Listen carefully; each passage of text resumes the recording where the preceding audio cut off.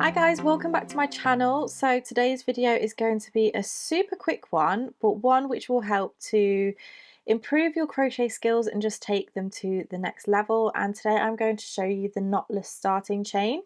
So I have just done my foundation chain and a row of double crochets, which is single crochet in the US.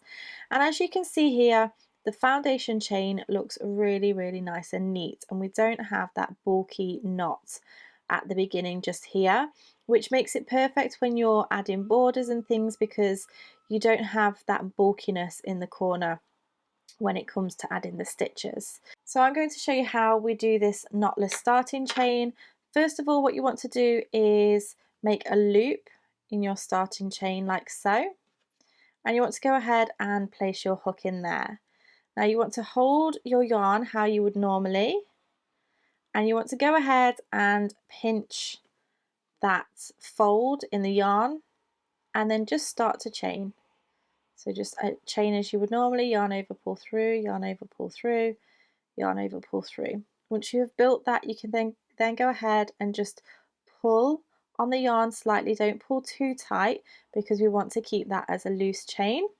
And now we have 1, 2, 3 chains, and you can go ahead and continue with the amount of chains that you like. So from here you can work into your stitches.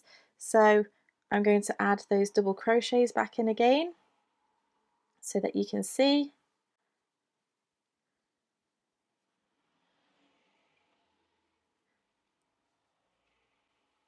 And then if I go into the very last chain just here, there we have that really nice, neat finish to our work.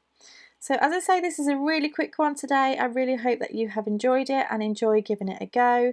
If you did, don't forget to leave me a comment in the comment section. Like this video, share with your friends, and don't forget to subscribe. Thanks for watching. Bye.